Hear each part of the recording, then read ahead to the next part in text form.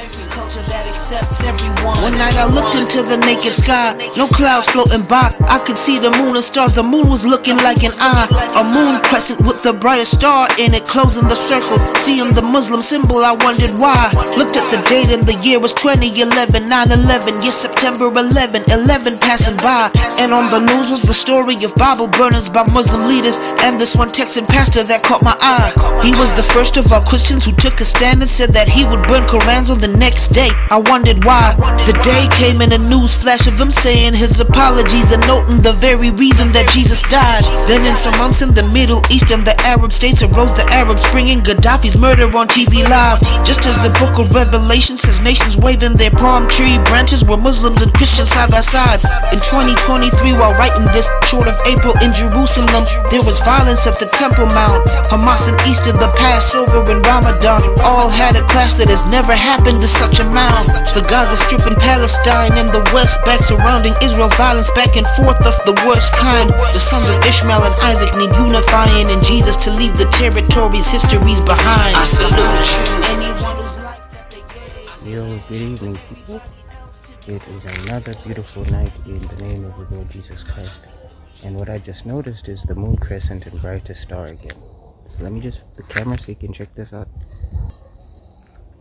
Literally in the direction of my driveway.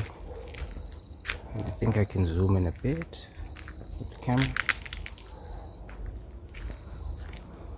It should become a bit more clear. I'm just trying to get the clearest shot I can. No, it's still behind the bushes there. But you can get from the driveway very clearly. What's interesting is since 9/11, 2011, 9/11, right? The day I came back from South Africa, as I always tell the story. That's literally the direction it was, in the west. So, as it is now, which is October 2024, makes it the 5th of October. Let me just make sure. Yep, the 5th of October 2024. And it is once again in the west, but not exactly the way it was that night, which is the beautiful and interesting thing. The brightest star is a bit off in the distance of the horns of the Moon Crescent, right? So it's not like to be over symbolic, or what would the better word be? Not to be aggressively, you know, when Jesus said, you guys look at the skies and you can determine if it's gonna rain, if it's gonna be cold or hot, but you cannot discern the signs of the times. Technically, it's just about the same thing, to be quite honest. So let me just see if I can get another nice shot at the Moon Crescent with the phone camera. There's large trees in my yard which kinda make it hard to see, but there's a bit of a gap where you can, yeah, okay, I think about right here. You put the camera up there in the east, literally. I know it's nighttime and you can't exactly see how the Moon Crescent is, and if I was to go outside the gate it might be a bit clearer to see, but the point being, if you do see this tonight, well, maybe it will make more sense to you why I kept pointing at least that part out. Yeah, definitely. Trying to get a better shot before I start explaining what I've really noticed about why it is always in that direction at specific times. Because I did ask God at one point in time, will it ever be in that direction again? Which was very significant. Let me just leave it like that for the moment. And what the Lord did tell me was like, yes, it will be, and multiple times as well, but because of some people's thinking insignificant of seeing the star wherever it is, whether it's in the morning, last one to go, first thing in the morning when people are waking. Oh, there we go. Maybe even in the selfie camera in the background there. Nope, not as visible Yeah, it's a little bit, but still, it's far off. So just for the sake of it being in the West, 2011 was the turn of the 2010 point where the thing that people most know as the 2030 agenda was going on, and September was pretty specific due to the last quarter of the year. You know, there's October, November, then December, and if you put it in thirds, it would be basically September, October, November, December. So the things that happened in 2012, actually 2012 post,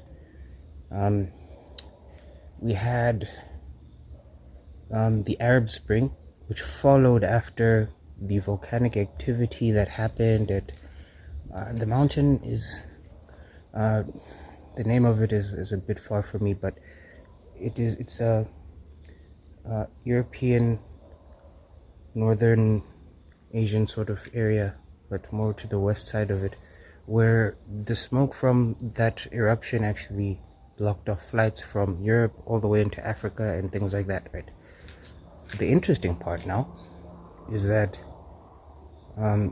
due to the Arab Spring issue, some people couldn't spiritually just discern the truth of why the Book of Revelations has us redeemed from every nation, tribe, and tongue, and why the palm branches are spoken of. And that was an actuality of some clips you'd actually see on the news. Muslims understanding descendantry of Ishmael and Isaac between Deuteronomical understanding and, can kind of say, between Deuteronomical and Levitical, right? So there was an issue that had to do with people's spirit and truth, and actually messianic complexes being ironed out, other people denying and other people accepting, some people in the middle and unsure with both feet on different sides of quote-unquote opinions, which is the last thing we need, except knowing that we can all have God's opinion, besides people making up their own.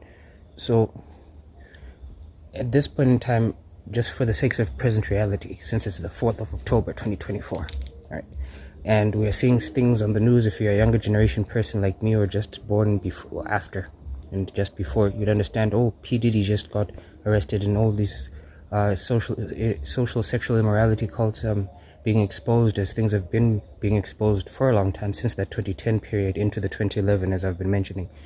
Now, as I grew up, and a lot of people remember watching things like on TV, music industry-wise, or entertainment or anything, people noticed the things that these people were doing, which are now being that much, very much open.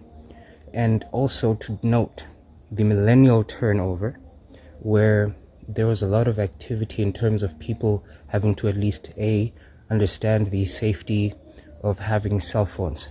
Like the first initial, what can I say, global announcement and reassurance for people to actually have cell phones was quite specific.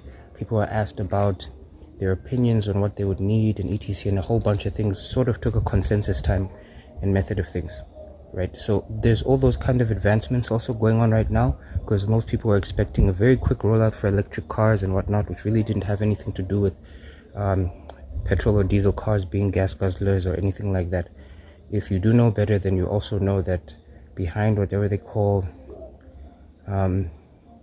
ozone layer diffusion, or well, they try to call it, pollution and such like that. It really isn't. It's, again, more signs of the times that we've been going through, and there really is no going green, and a lot of people have already said that, and some being chastised by other people. But honestly, the true issues, knowing that electric cars and petrol and diesel cars can coexist and whatnot, and there's also a number of other options besides those two that were already demonized when they started officializing just petrol and diesel for the first place, like kerosene and gasoline, and petrol is basically gasoline, just with a very fancy name, if you will, just similarized. So this is 4th of October, so it's not surprising to see that in the west of the sky, specifically in the direction of, because when people look at the things we have today, which are now globalized, global electrification shouldn't be a shock to people of any local region, when they understand that they have places where they have to do quote-unquote rural electrifications, and at least giving people access to electricity, which is a basic thing since about the 1800s. Why I'd mentioned the exponential increase of the times and fullness of times being also the fullness of knowledge, the fullness of access, the fullness of reality that people often quote-unquote debate because of the Babylonian fallenness and the tying of giving and receiving to receiving and giving is literally because of how unhappy God is about those things. We already have seen that much from just reading the chapter 18 in the book of Revelations. So the interesting part is where nights like this now, and you can hear the music in the background, right? Some people are celebrating in that sort of manner, but if you just listen to the music that they're playing and the celebration of it and the things that they're expecting to continue, in terms of what music is, that's a very specific industry, and some people find it insignificant. Why that Partakers 3 album was so important, why a lot of people are a little bit more entangled in thinking that being redeemed from all nations, tribes, and tongues in terms of culture and preservation issues. These are things that have actually brought back a lot of false doctrine and ending up now in institutional sort of levels of that are actually, the word is fragmenting and defragmenting. Fragmenting, defragmenting, fragmenting, defragmenting. So it's like defragmenting fragmentation. Right back to the spirit and truth of things.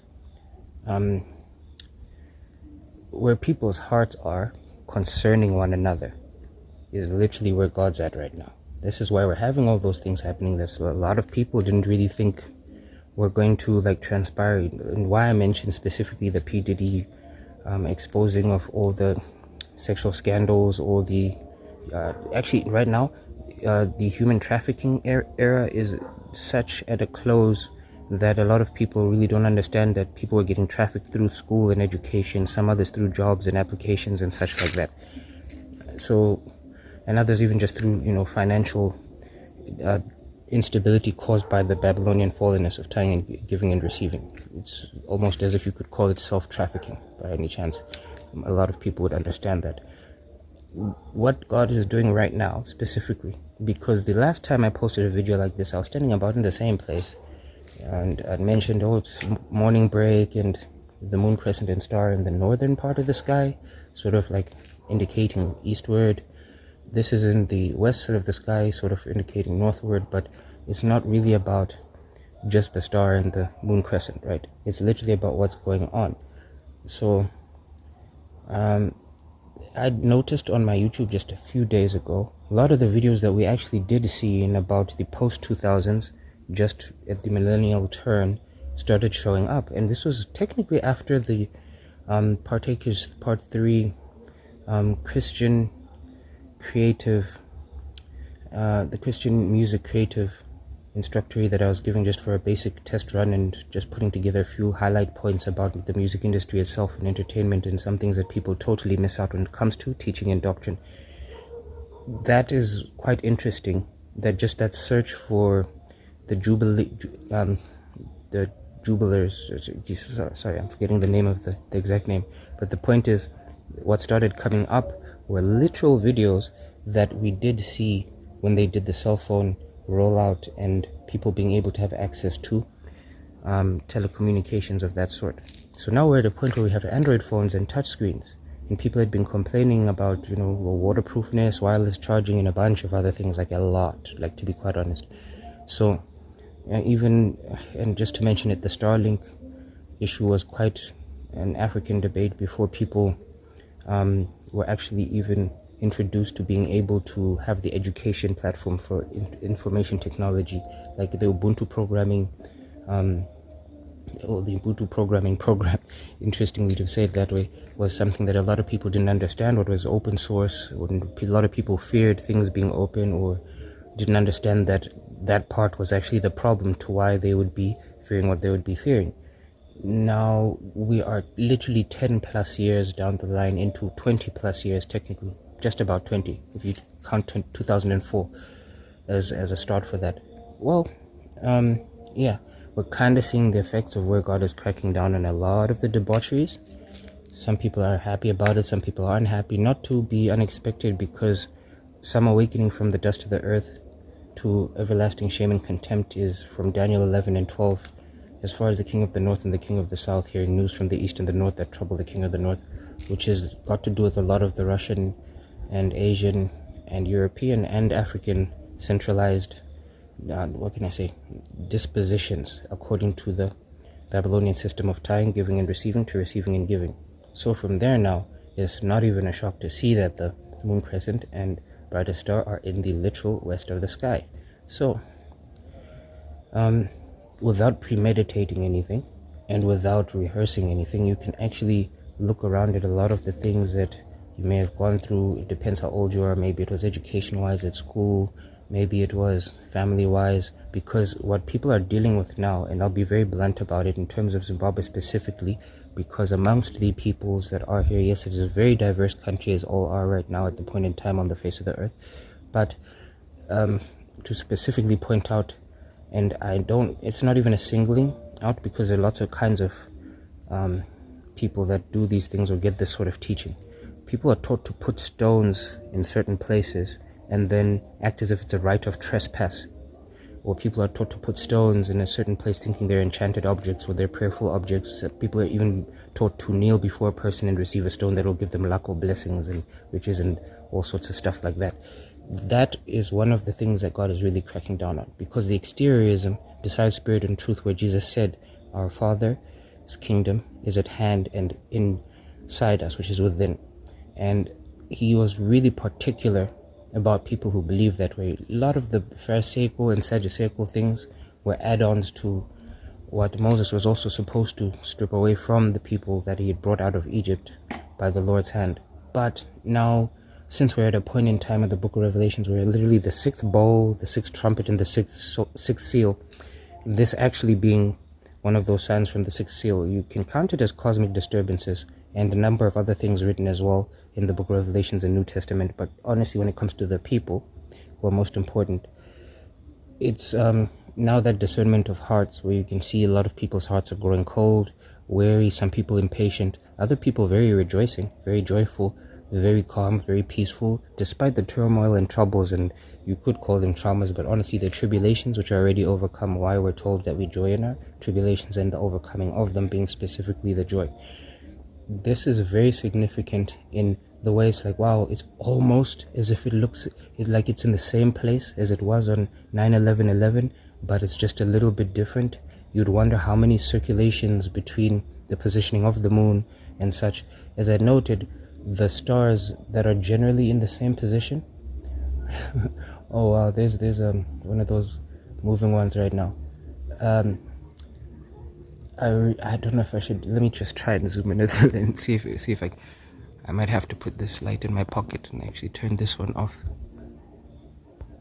that I'm shooting with. No, can't really, because it's a very bright sky, so no, you won't be able to see it. Explaining how the stars are basically generally in the same formations amongst all the other ones,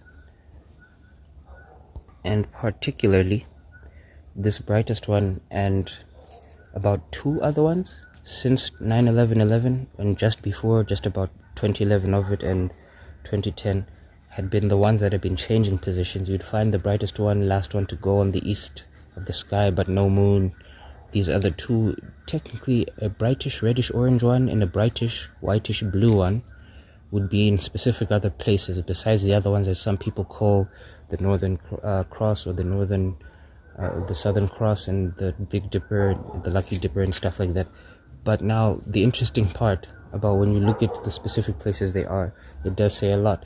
So it's beautiful how exactly what we have written in Genesis, the lights and the sun, the moon and the stars are for signs, times and seasons. Some people find them otherwise, and still, because of other people's different man-made doctrinal interests and biases, try to believe otherwise of them, but such is the truth. So it is for us to stay very awake and very vigilant in the actual spirit and truth of what is going on everywhere. So I think I'm going to end the video here for now. I'll probably take an actual snapshot better than the video portion of putting the Moon Crescent and star in the sky and post it with this video, because it's 20 minutes long so far, but yeah, I think it is enough. So at the moment, I'm gonna catch y'all later. It should be Revelation 18 snapback, more than a Partakers 3 video, if you will. If you just take note of some of the things we get to see every day amongst people, you'll notice exactly what I'm saying. So many awakening from the dust of the earth to everlasting joy and spirit and truth. Others, well, kind of ashamed of but they don't need to be. So it's quite interesting that that was actually on this date today. Seeing that October 10th, by the way, is it's kind of a holiday, but a petition against the death penalty. One of those things I actually remember when we used to look at all the holidays on a calendar. That was one of them that was quite significant and for people to be very prayerful on, but we always understand praying without ceasing. And so let's not forget to walk in spirit and truth. And if you do ever consider fasting, true fasting, sharing your bread with the hungry, doesn't only just meaning physical food, but also, your time spent or shared. Actually, the beautiful part about that, what I've realized now, is it's starting with yourself.